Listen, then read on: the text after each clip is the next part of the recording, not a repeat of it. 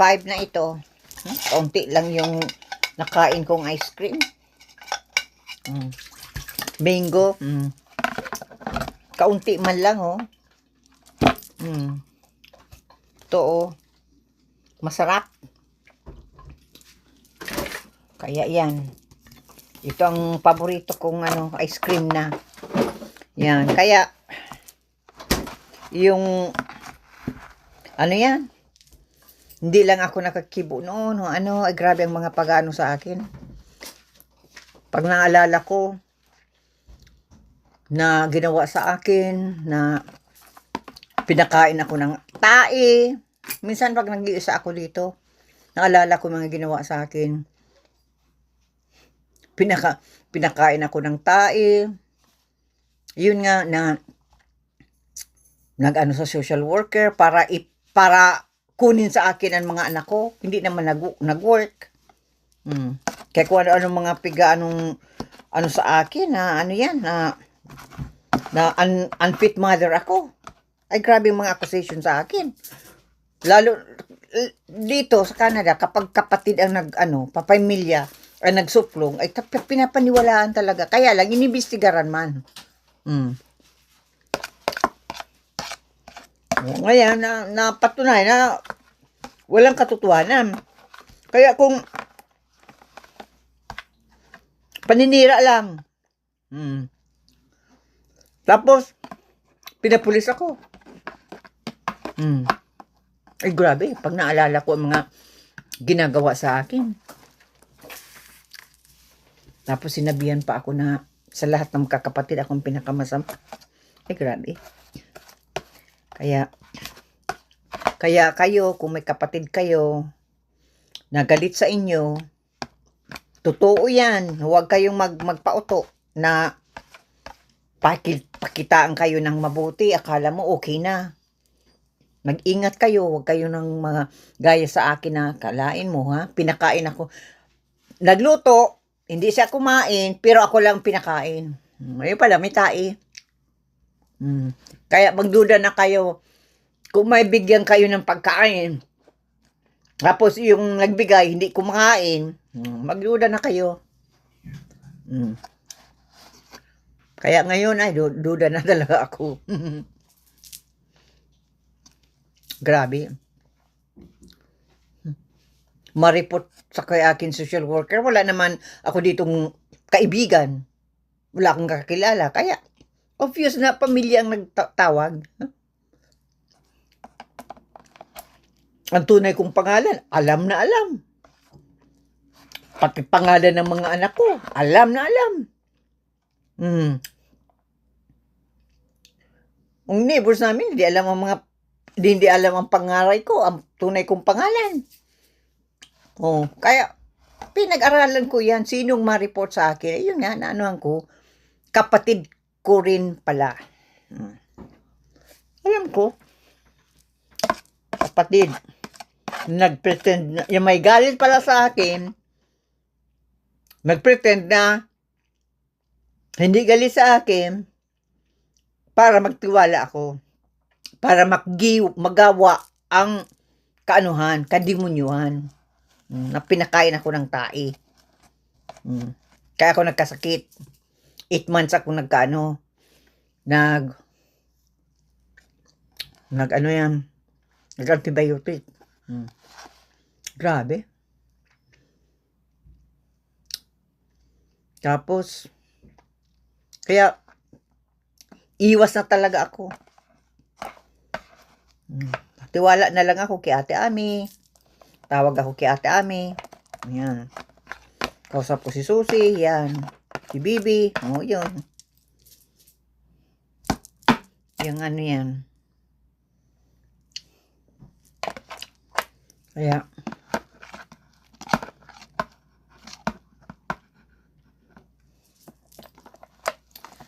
Kaya, ayan, grabe. Ang kuyan sa akin. Pero ngayon, kuya, na kung gusto ko magdemanda, pwede. Sa mga ginarawa sa akin. Kasi nagtanong na ako niyan.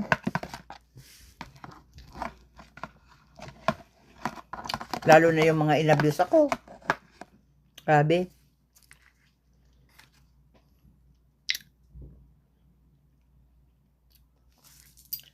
Kaya lang, may ano pa rin ako. Yung pagang naawa pa rin ako. Kaya yun na, mag-iwas na lang talaga. Ayoko na makipag ano,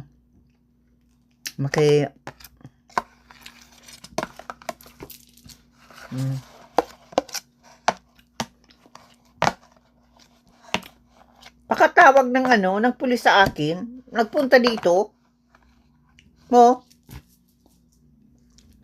kasama yung isa kong kapatid. Inambitahan ako ng isa kong kapatid. Nagsama ako kasi naghihintay ako na mag-sorry siya. Na, sorry Dubi, nagtawag ako ng pulis sa'yo. Nabigla ako. Ayan. Wala talaga yun. Yun, hindi na ako natawag siya sa akin, hindi ko na sinasagot. Ayoko na. Kasi, parang wala lang. Parang wala lang siyang ginawa. At hindi ko talaga matanggap na pinapulis ako. Ako may karapatan na ipapulis siya. Pero ako ang pinapulis. Sabi.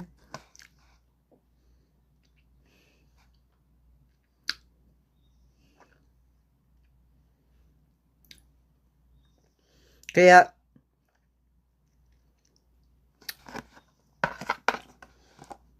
kung may kapatid kayo, huwag kayong basta-basta magtitiwala talaga. Swerte kung ang kapatid nyo ay hindi narcissist. Kapag narcissist, wala yung remorse, walang guilty conscience.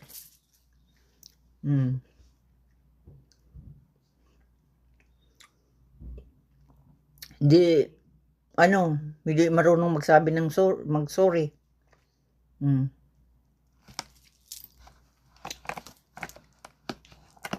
Kaya,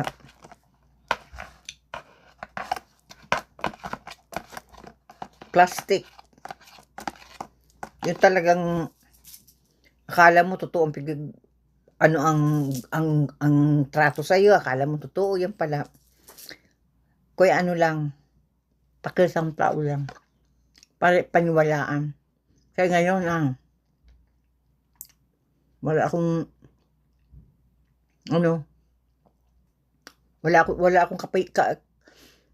si Jay sa taas yun. Hain na lang kami. Pero ibang kapatid takot. Hindi takot. Ayoko nang lalo na yung pinakain akong tae. Ayokong tanggapin yun, pero natanggap ko na. Talagang pinakain ako ng tae. Kung sino sa kapatid ko na nagpakain ng tae sa akin, mga ilang taon nang nakararaan. Alam ko na kung sino ka. Kayo nagtawag ng social worker sa akin. Alam ko na kung sino.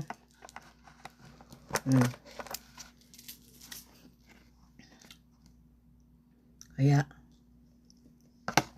grabe.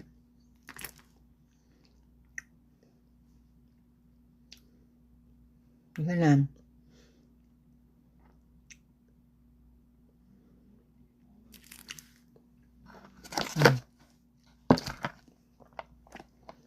Ay, ko na talaga. Mango. Mapabili ako nito. Hindi masyadong matamis. Ang ibang ice cream, matamis. Ito hindi.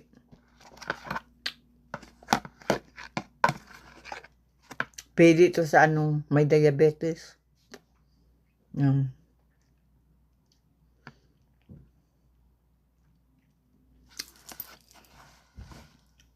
Yan, si Papa, tinatawagan ko. Kada ilang araw. Yan. Kasi 96 na si Papa.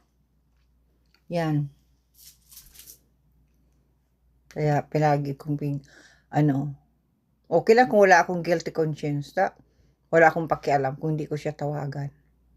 At wala akong naramdaman na magigilty ako. Kaya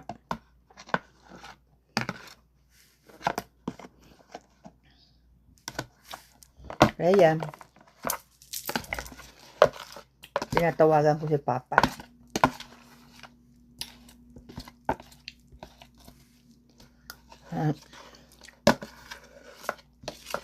Naubos ko na.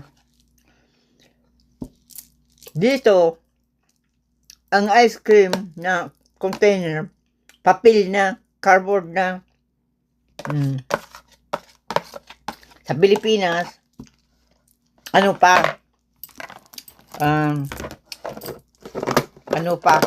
plastic pa.